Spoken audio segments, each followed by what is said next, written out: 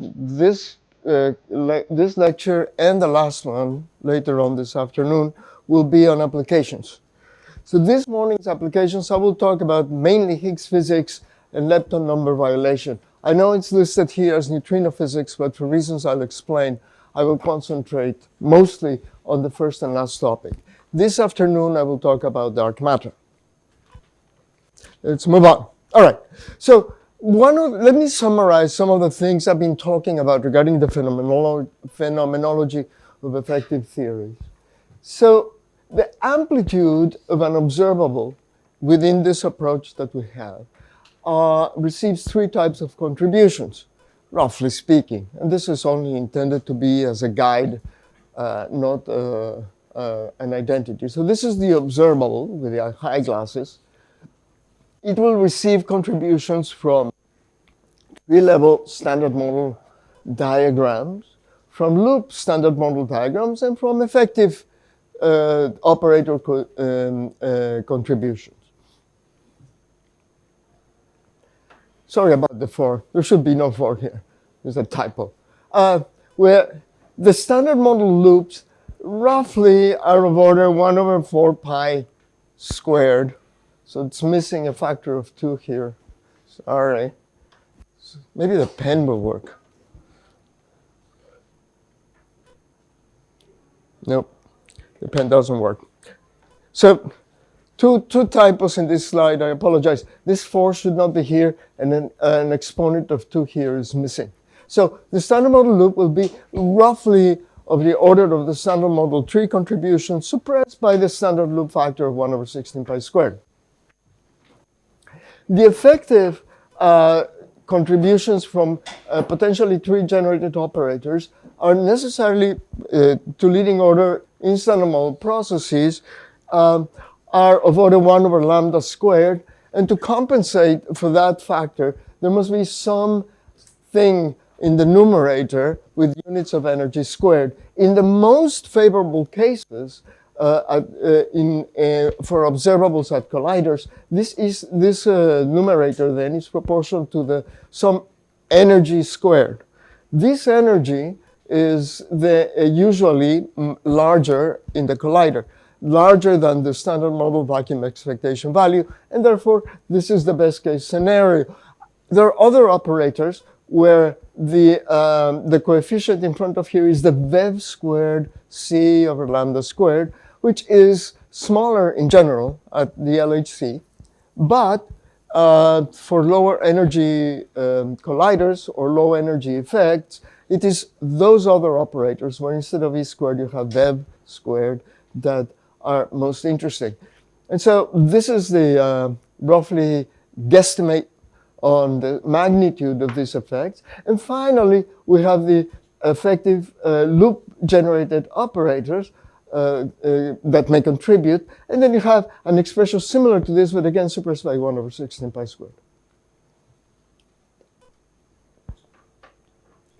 So because of this additional suppression compared to even this guy, remember this, I'm missing a factor of 2, it's 1 over 16 pi squared. When you compare this to this, in general, this quantity is less than 1 over 16 pi squared. And you have a problem observing such effects due to the sensitivity of the experiment. Nonetheless, this is the best case scenario for you, for us, to look into new physics that is not observed directly. Again, this is for the case of new physics is weakly coupled and decouples. Okay. Finally, the last case, these are really hard to see. I'll show in a minute, later on in the lecture, an example with these operators, the effective loop generator operators, actually have an interesting or potentially relevant effect. But as I mentioned repeatedly in the past, those are very rare situations. In the most general case, these things can be just dropped. Now, some of the limits that you can get from the data are extremely strict. So, for example, the limit of the operator EEDD, you can get it from in the particle data book, is lambda greater than 10.5 TeV. This is rather sad because there is no way we're going to build a 10.5 TeV collider in the near future. The LHC, I know it has, what, 13 or TeV or whatever it is in its data. That is not the relevant energy. Remember that the LHC is made out of, is a proton-proton collider. You're talking about the proton energy in the specs of the collider. What we're interested in is in the center of mass energy of the hard cross-section that involves two d quarks. So the momentum carried by the quarks in a proton is much smaller on average than the total momentum of the proton by a factor of 6 or so. And so in order to probe this type of thing, we need a very high energy collider, 60 TeV collider. Okay. So that's not going to happen in the near future, and so this looks rather despairing. But let me point out a couple of things. First, the scale associated with a given operator doesn't have to be exactly the same scale as associated with a different operator. They can be generated by different kinds of new physics, and therefore the scales can be different. I just wrote the same lambda for convenience, but that's something to keep in mind. So the limits you get from an operator that has EE and DD need not be the same scale associated with other for Fermi operators or with any of the other operators in the list that I showed you a couple of times before. So that's one thing. And the second thing is that this assumption is based on, this result is based on the assumption that this is generated at tree level. As I mentioned, there's a way of ensuring that even this operator is generated by loops. And if you imagine, again, and I'm just reviewing what I mentioned, that if there is a new symmetry under which all heavy guys transform non-trivially, but all standard model particles transform trivially, then all dimension 6 operators will be generated by loops in this type of new physics scenario. And these limits get all reduced typically by a factor of 4 pi, 10. So the limit in that kind of new physics scenario would correspond to a physical scale of the order of 1 TeV, which is readily accessible to colliders and current collider, the LHC, and it certainly not doesn't mean that we will not be able to probe it. So with this kind of situation, we have a little bit of hope. Dimension 6 operators, there are no tree-level generated operators, and the above limit becomes, as I said, of the order 1 TeV. It's still high, but then there's hope.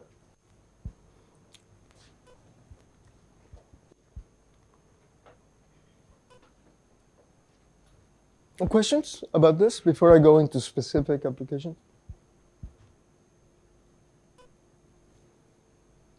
All right. So, realizations. I already mentioned one of those. Models that have this symmetry built in.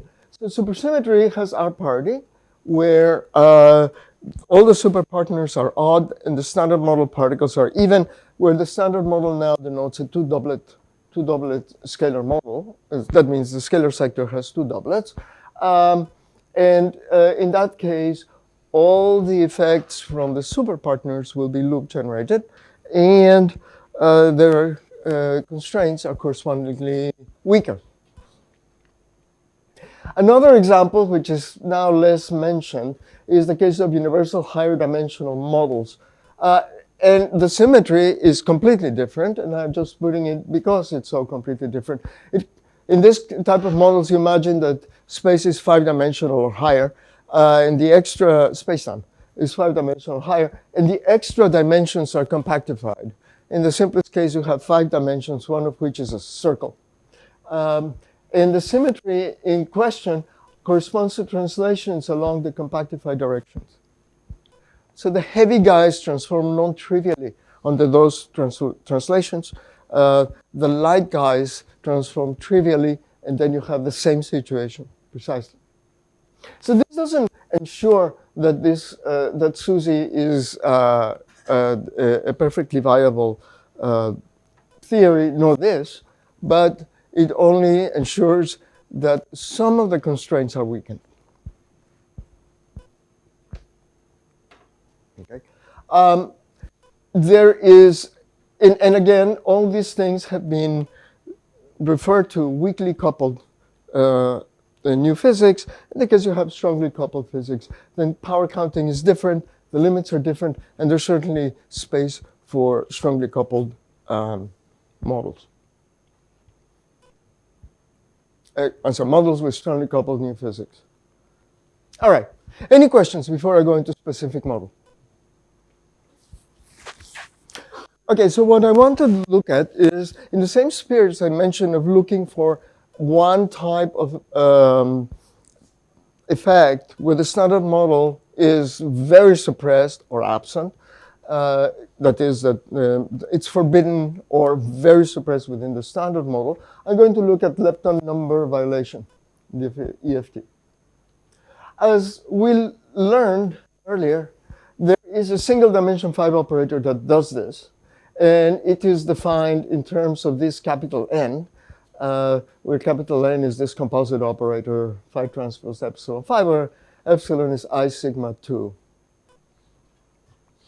There's the freedom of arranging, of having flavor labels with these guys that corresponds to the flavor label of the left-handed guy. And the reason I've chosen this N to write it like this is that in the unitary gauge, when you expand this, the N becomes a VEV times the left-handed neutrino plus other terms. So this is like a neutrino term.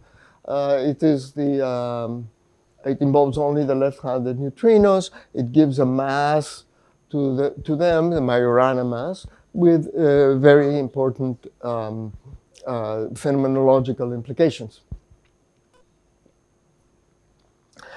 But I want to consider other possible left-handed operators that involve, lepton number violation operators that involve leptons. But the leptons come in a left-handed variety on a right-handed variety. Left-handed are gauge doublets, the right-handed are gauge singlets, they have different hypercharges. And so the fact that we have a O5 whose scale is large, and it's large because this contributes to the neutrino masses. The neutrino masses are teeny, and the only way you can make the effect small in this is either by assuming really very, very, very small coupling C for this guy, or by what people believe is more natural, having a very large scale in the denominator. So I would like to examine the same type of argument as regarding the magnitude of the scale for fermions, for lepton number violating operators that involve fermions of other chiralities. So let me consider first the case that you have a left-right operator involving leptons. This is of this form. And I'm not going to go through all the details. The game in constructing the operators of this sort follows precisely the same lines as the one I followed constructing the dimension 5, in order to ensure that that this is a singlet. You have to have this result. And then the dimension of the operator is this. You want to ensure that these guys have opposite chiralities. In fact, that's why I wrote it like this. Then you need an odd number of gamma matrices, and C is odd in order to have a matching of the Lorentz indices. And then you have this, you go through various values of C of number of derivatives and see what happens when the D acts on L or E, I mean, it has to act on something and you have only one of it. When it acts on L and D, on L or E, you get D/L. And using the equivalence theorem, you can eliminate it. D/L, the equation of motion, the light equation of motion for the lepton is D/L plus a Yukawa term equal to 0. And so using the equivalence theorem, you can replace the D/L by a Yukawa term. And so you can ignore operators like this, provided you include the other guys that involve Yukawa terms. If you neglect lepton masses, then you just get 0. The Yukawa terms are 0. And so when you actually work out all the possibilities, the smallest dimensional operator that you get has dimension 7, the one that involves a left-handed guy, which is buried in the N, I remind you, and the right-handed guy. And this illustrates one point that I was making, that instead of compiling the list of dimension 7 operators, dimension 8 and 9 and so on, it is more profitable to simply construct the ones that are relevant for the application at hand. Just because constructing all of them takes a long time. There are very many operators as you go up in dimensionality, and the applicability of all these enormous lists is limited. Finally, let me go into the RR operator with two E's. And so, by the way, this I did not mention, but this operator, I'm not going to prove it, but is a potentially tree-level generated operator. Okay, so there is a kind of new physics that generates this friend here at tree level. Now, operator with two E's. Then the same story, you have to have this. For gauge invariance, this is the U1 gauge invariance, you have to have this constraint. Then the dimensionality of the object that you get, again, is of the form 2A plus C, where A is this, and then C is this, and B is related to A by this constraint. Because you have the same chiralities, you need an even number of gamma matrices, otherwise you get 0, and therefore this quantity here, this integer, here is even. The smallest number that you can try is say equal to 4 of these guys, none of these guys. And then various considerations. You cannot have C equal to 0, but then you end up with a term like this, which vanishes identically because epsilon is this, and is antisymmetric. And so when everything is settles down, you end up with one guy, and it's this dimension 9 operator that involves, as I promised, two right-handed leptons. It violates lepton number, and it has this coefficient here that has dimension 9.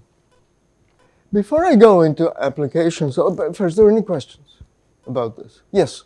Is there any reason this left-right, in case of the left-right operator, so you have taken this lepton mass 0? Miss what? This one, this lepton mass. Oh, I just put it, why did I neglect, what happens if you don't neglect lepton mass? You get the same operator, okay? You get the same operator. I just, this is the only possibility that I could find, let me put it that way. I set it to equal to 0 because it just simplifies the discussion at this point. Yeah. Other questions? Hello. So, I don't understand that why dimension equals to 2A plus C, that thing has come. You don't understand this? Yeah, dimension equals to 2A plus C in the last. Okay, there's that, okay, so you understand this part, 3 plus A plus B plus C? Yeah. The 3 comes from the 2 fermions, and then this has mass dimension 1, 1, 1. So that's A plus B. And then I put B equal to A minus 3. From here. This is required by the U1. You see, this is supposed to be a gauge invariant object. So the hypercharges must add up to 0. And this is this constraint. A minus B is equal to 3. Okay, like using this constant we are getting. And then I just plug this in here. Sorry. Keep pushing the wrong button. I plug this in here. I eliminate B, and you get this. Okay? Yeah, got that. Other questions? Okay, and you get this. For our case, questions about this guy. All right. Now, one of the things that I've talked about is whether, I think I mentioned briefly, is how fundamental, in a way, is our dimension 5 operator. And in the sense that there are very simple new physics that generates it. It's completely classified at tree level. But at higher loop levels, and the sky's the limit, really. There's many options for generating this dimension 5 operator. And generating it by loops might have certain advantages. So the fact that your theory has, or a type of new physics theory exhibits this operator, does not mean that the scale is very large, because this operator could be generated by loops, potentially tree generated, not necessarily tree generated. So one of the examples that might be useful to look at is what happens if you have this type of new physics, a new physics that generates this guy, and it does so at tree level as it can. This is a PTG operator. And you want to look at whether it can generate or not our friend, the Majorana neutrino operator. And the answer is that it can generate it. It can generate it. I'm not going to go through the calculation in full detail, but what you have from this guy is a complicated object, has many terms, right? There are two fermions, and there are two scalar doublets, and then you have vector bosons buried in it. So there are many terms in here. So you can have, in order to generate this type of neutrino masses from that type, the neutrino mass term from this type of guy, you end up you need to somehow convert your E's into neutrinos, and that involves a W, and you need two W's, one for each of these guys, and you somehow you don't want any W's in the external legs, because the neutrino mass term has just two neutrinos. So what happens is this. You end up with this is my operator here, and I use these guys to have a W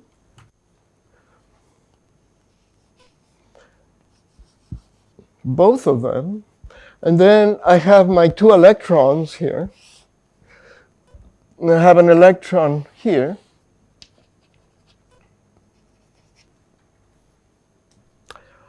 and then it's a two-loop graph, and then you generate a neutrino W.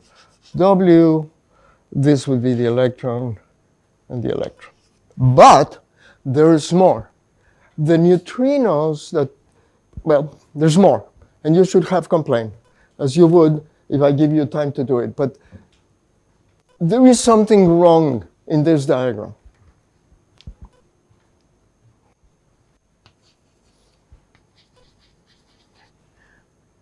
So what's wrong with this diagram? Where am I lying to you?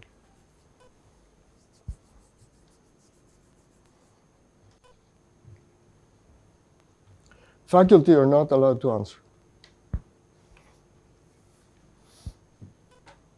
Any guesses? Where am I lying? It lies in the internal structure of the standard model.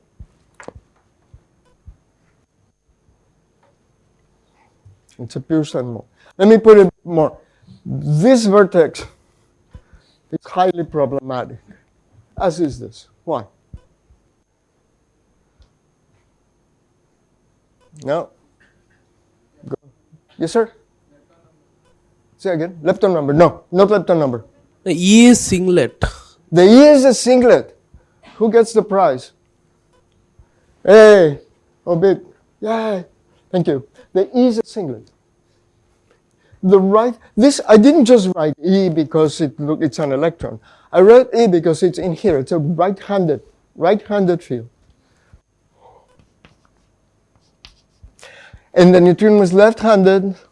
W doesn't change chiralities. This vertex ain't there. I have to do something else.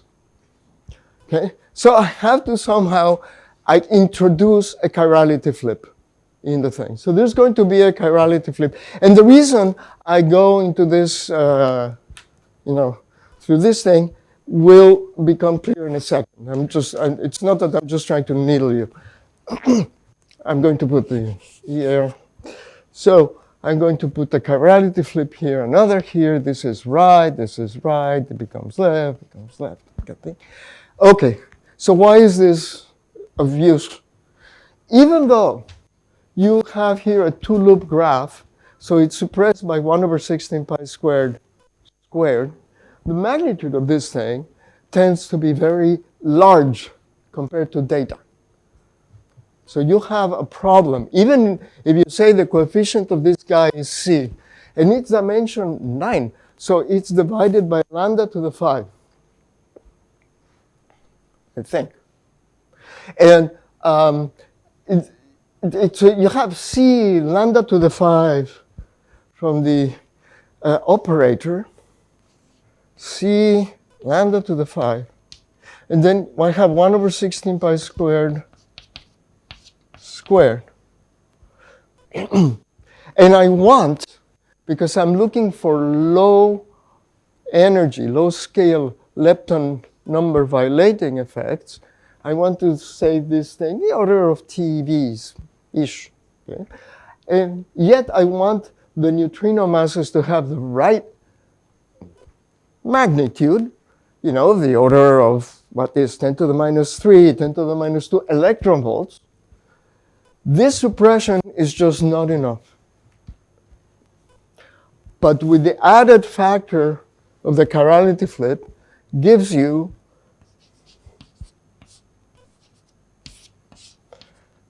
which is very small also.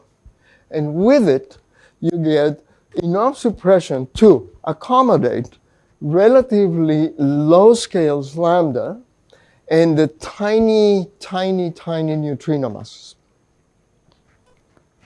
There is a name for this type of argument. It basically says that if you have a type of lepton number violation, you will generate all types of lepton number violation at some loop order. You can go through the same game with the left-right operator, and you can see how it goes. You already have one left-handed guy. The other one, you will have to transform into a left-handed neutrino using, again, one chirality flip. So in that case, for dimension 7, you have a suppression of lambda cubed. You have a 1/16 pi squared, only one loop, and only one factor of the chirality flip, which allows lepton number violation at largish scale, 100 TeV, where dimension 5 allows lepton number violation scales of the order 100 TeV, and in that case, such that they're consistent with the neutrino mass scale. Yes, sir. One d to the power 4? Bev. Oh, the actual scale. Yeah, no, I'm just giving you the suppression factors. For the neutrino masses, you have to have V cubed, V fourth, V6, sorry, to get the,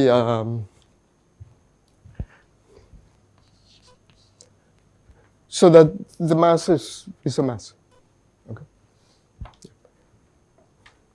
So, other questions? All right, so the point is that when you generate when you see operators like this, if the argument that this is generated by scales of the order of 10 to the 15, 16 GB is true, provided you require this thing to occur at tree level. But there's other kinds of new physics that generate lepton number violation at tree level, but not here. Say here. And it feeds up or down or sideways, whatever you want to say, and generates this guy, but at sufficient high order in the loop expansion, and with miraculous or fortunate, if it depends how you see it, fortunate suppressions of suppression factors, which are not fine-tuned or accidental in any way. This is just the way nature works. That you can accommodate operator of this type with a very small coefficient while having operator of this type with coefficient of order 1.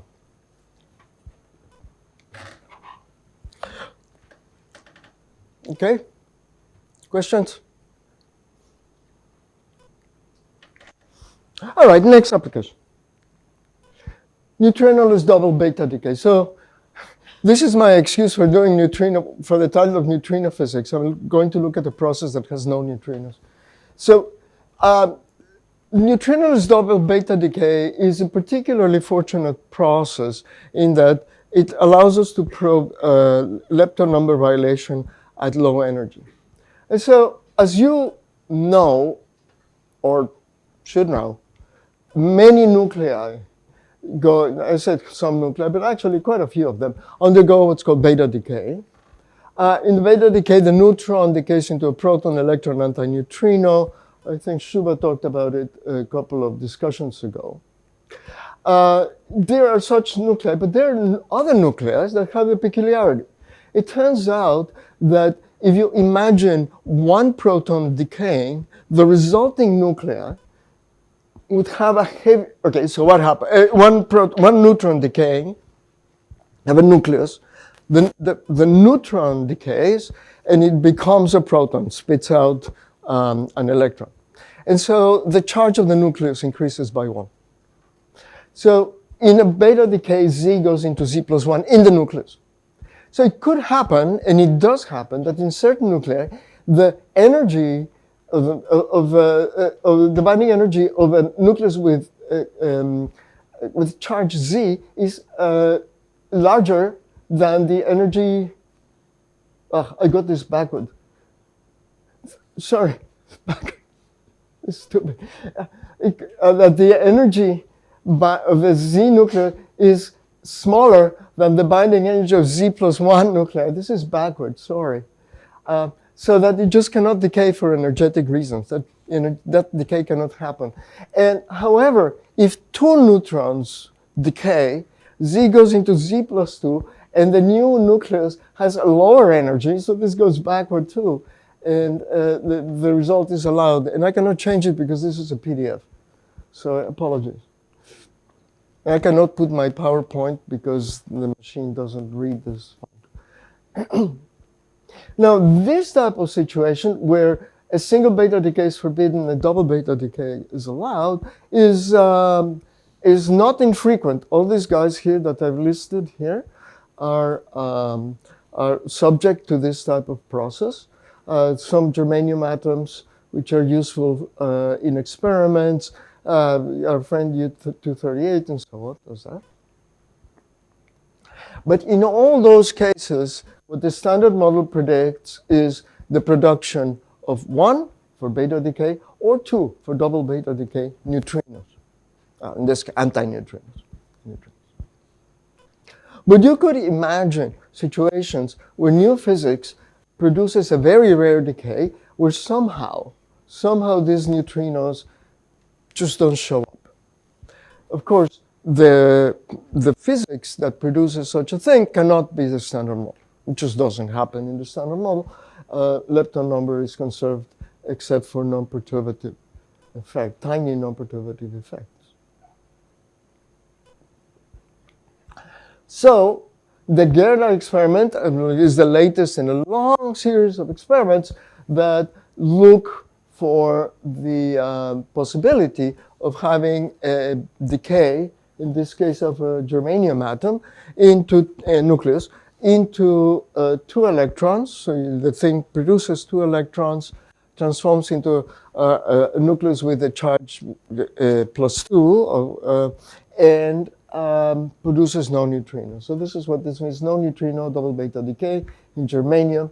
And so far, there is no indication that this occurs. So we have a limit on the lifetime of about 2 times 10 to the 26 years. There was some years back a paper claiming, from a well-respected experimentalist, claiming that a signal was observed. But I think that turned out to be a false hope. It didn't bear scrutiny thereafter.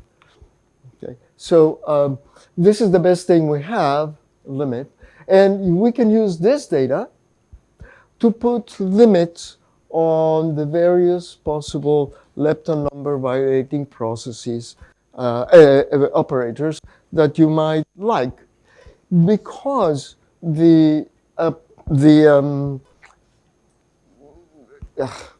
because the game in here involves electrons, because it involves electrons, in particular leptons, is the motivation for me to look at dimension 7, 9 operators that involve leptons and violate lepton number, because this is the process I want to apply them. So I had this in mind when I constructed the dimension 7, dimension 9 operators. People have been playing with the dimension 5 operator for these guys for a very long time, for a very, very long time. So I'm not going to talk about that. That's this long story. For this case, for the dimension 5 operators, you can have this result. I need more space here.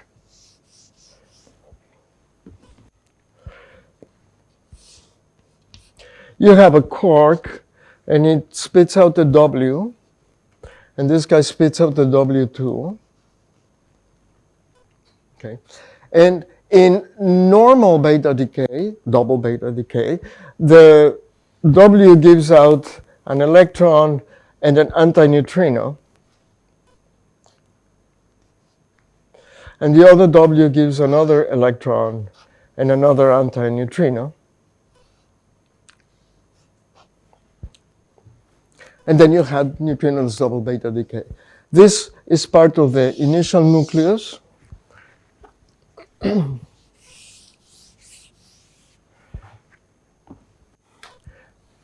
This is part of the final nucleus.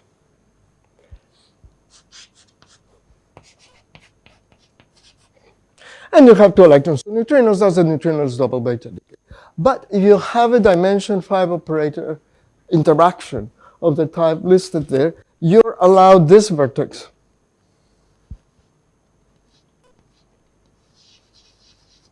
Well, this guy here is precisely this. That has a neutrino, well, this is the conjugate of this guy. Nu bar, C, nu bar. So you can have this process where you start with a nucleus with charge Z, and the Z plus 2, you spit out 2 electrons with no neutrinos. And people consider this extensively. I want to consider alternate possibilities of new physics that generate the same final state, but with different underlying physics.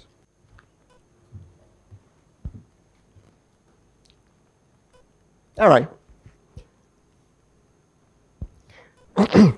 So this is what I just wrote down here. If you have an electron chirality of this form, the diagram, which is the same here in detail, that generates the neutrino as double beta decay process is this. This is the dimension 5 operator. Okay? And the amplitude is of order, in the scale, the amplitude looks like this. This is just a very simple estimate Q is the momentum transfer along the W.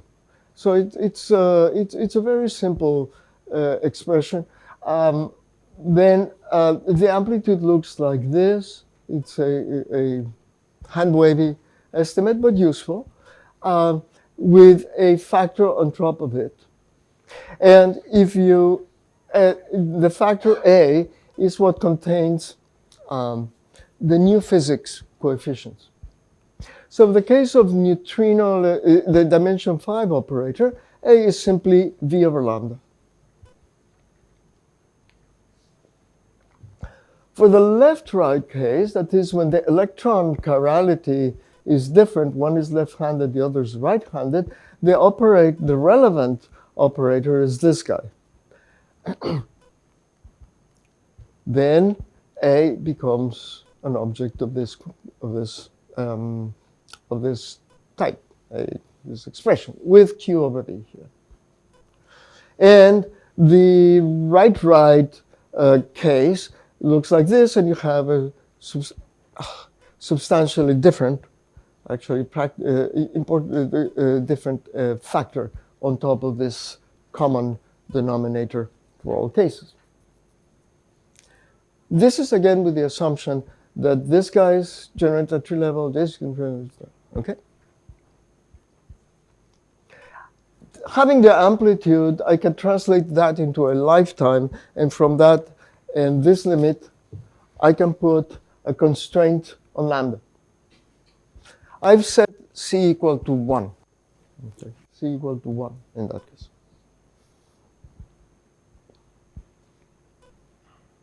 All right? And it's this is a recap of this thing.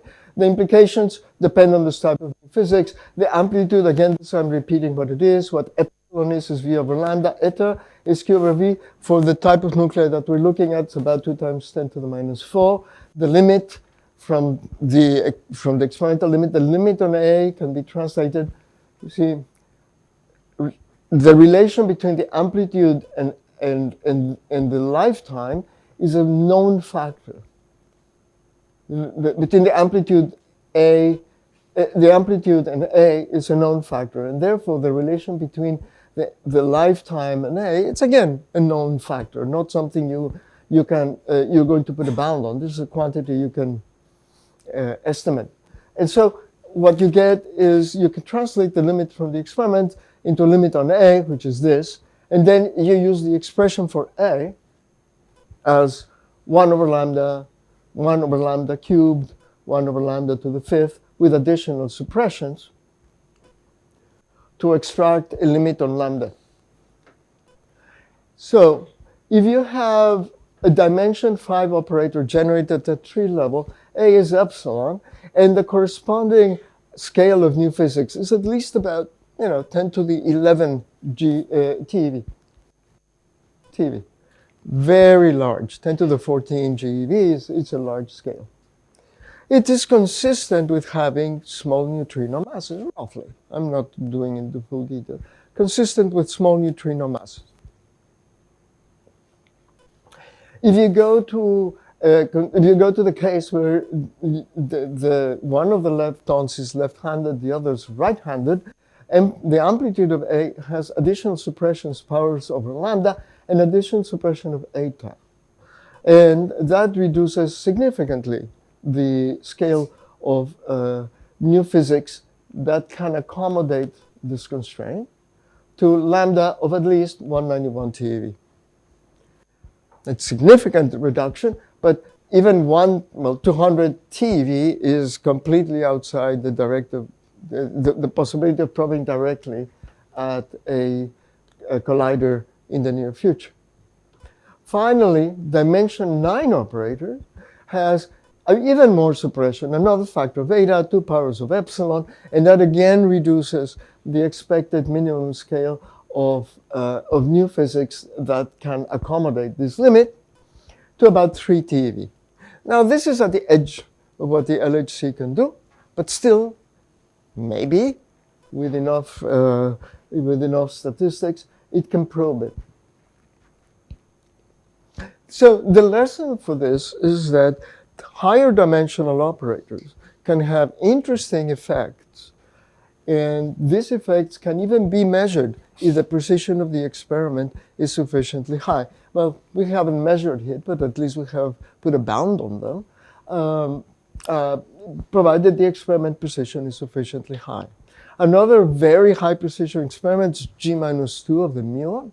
That's another one. I will not go through this, but there are a certain number of operators that contribute to G-2, and you can put a limit on then on the limit on the scale of new physics for using the data from that experiment.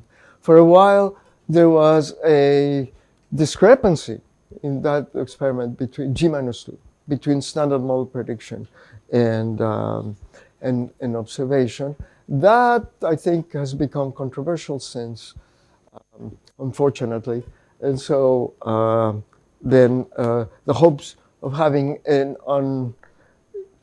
unambiguous new physics signal that involves a controlled tabletop or a controlled experiment here on Earth have dwindled a little bit. But even in that case, you can do exactly the same process, go through the same process. Look at G-2, find the operators that can contribute to it, and make this type of estimates. You can consider going to, this is not a Lepton number violating process at all, it's just a process. Consider the limits that you get from such an experiment, from the data from G-2. Again, if the discrepancy between that and the standard model is resurrected, then we will have a way of identifying perhaps the most promising operators that can be responsible for the effect, for the new physics effect, the deviation from the standard model. So suppose somebody finds a limit, not a limit, but the value for this. I don't know, 10 to the 27 years. What happens in that case? Well, you can choose different type of models where this guy's created at tree level, or this, and examine them further. If this is created at tree level, then this will not change much. It will tell you that lambda is of the order of 10 to the 11, 10 to the 12 TeV. And you'll have to find something that's not a collider to probe it. The same thing for here.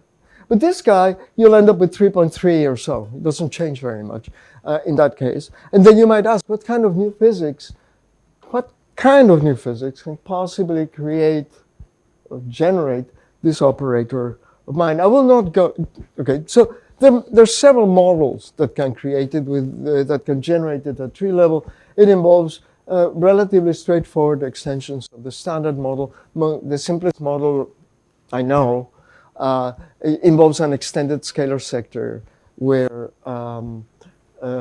either Lepton number is broken softly or spontaneous, two things. But the models are conceptually very simple and so on.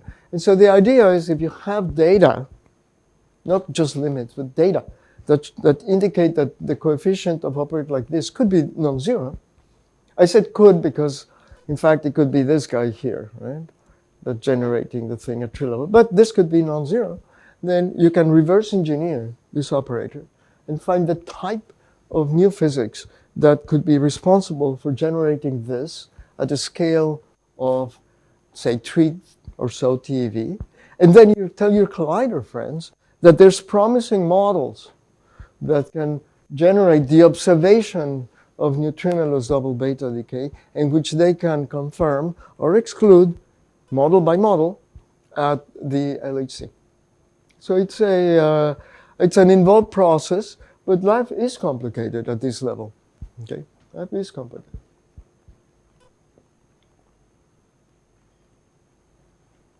Questions about neutrinoless double beta? Yes. So in this case, in this model, we have this bound on this lambda. Newton scale is the decreasing. basically when the dimension of the operator is integer. Dimension of the operator is integer. Dimension of the operator. Yes. 5 is the 10 to the power 11, 7 is 10 to the power 191, in case of the 9 is 3.2. Yes. So suppose when we are thinking of a model, so because the model testability is the very important. So in future this model is observed or not depend on that. Suppose if the 3.2 is the LSC scale, suppose if it is possible in the LSC, because LSC is the root S is 14. So my question is, suppose what kind of model we can first thought. Suppose is dimension 5, next dimension 6, dimension 7, or because this the card is start from the higher dimension. Suppose 9 is the 3.2. So if we start from the higher dimension, suppose 9, then 8, then 7, like that. So which way is the best? So the question is what? Question is basically operator. Suppose we start from the lower dimension to higher or higher dimension to lower. Okay, my preference is, since the scale of this guy is 10 to the 11, this is not going to be observable at the LHC, nor is this, the 191. The dimension 9 is the first type of operators that generate, presumably there's a dimension 11 operator that does this at even lower scale, but I didn't have the strength to construct a dimension 11 operator or operators that contribute. But the idea would be to tell your friends at the LHC that you have a promising model that accounts for the recent Nobel Prize winning observation of non-zero neutrinoless double beta decay, and which they can probe at the LHC by doing this and this and that. Okay, and I think that's the idea, that's the logic. But for that, you need to have an indication that this is actually the case. Otherwise, you can tell, I mean, the people at the LHC might test it or not, but it's just a model that might have some interest, but, you know. Other questions? Okay, next application. Next application, and I think I'm going to spill over into next session with this. So next application is a study of the Higgs physics that I'm not going to go through it in full detail, but I will try to give you some pointers as to where some interesting effects occur. So one of the things that colliders, the LHC, can measure are the various couplings of the Higgs to vector bosons, to quarks and leptons, and also at one loop level to the photon and to the gluon.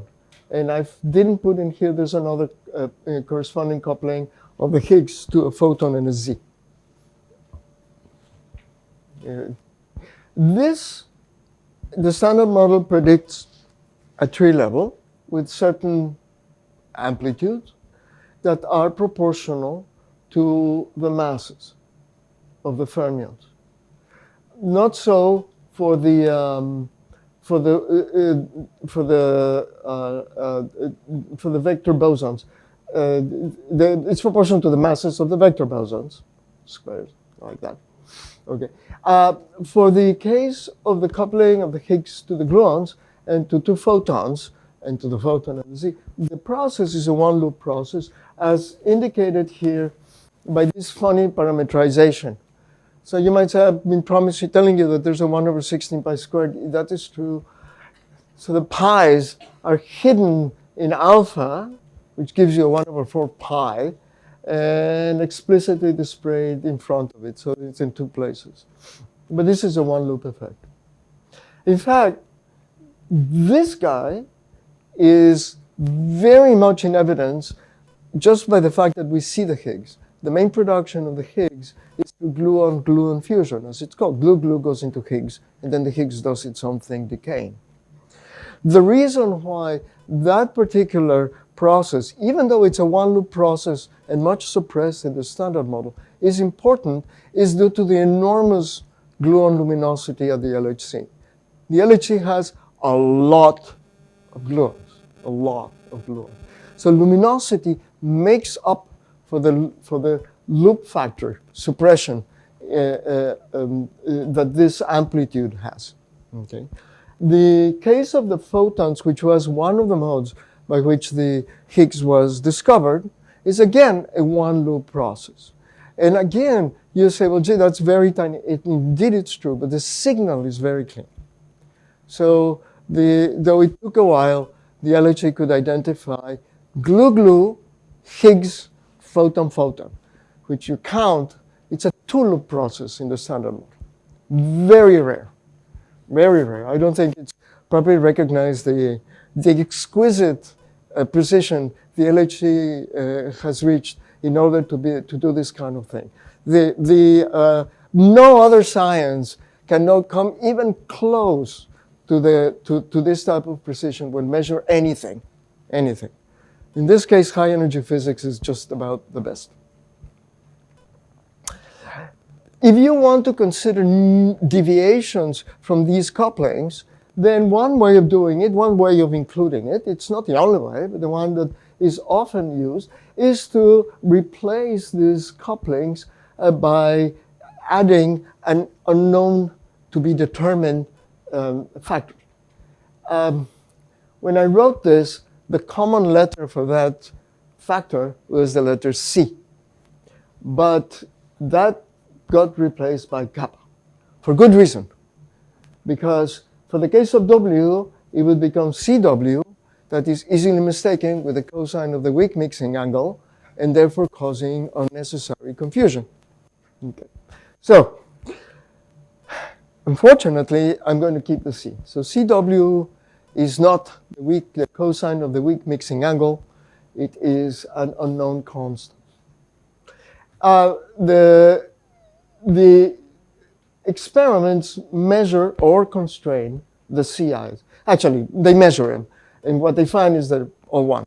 I mean, that's basically what has happened, okay, within experimental accuracy. But I need to relate those couplings to CO. And part of the exercise will be to go and find the operators that could generate HWW, HZZ, and so on couplings, and expressing them as HWW times something, and then relating that something to 2CW and W squared over V.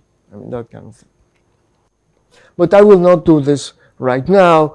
I will go first. I will just finish right now by telling you that the relevant operators can be divided into three groups, either pure Higgs group, this guy, or operators that affect the HW and HZ coupling, this guy, and finally the couplings, the one that affects the coupling of H, Z, and W to the fermions.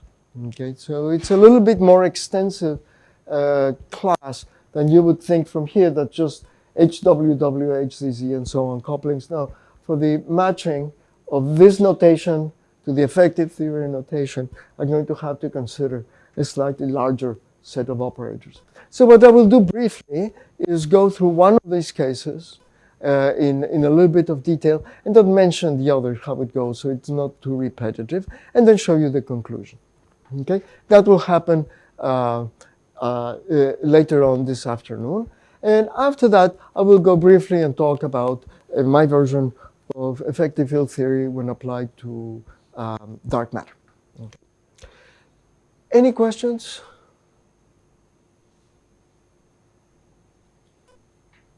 Okay, in which case we can all go to lunch, and I hope to see you this afternoon. Thank you.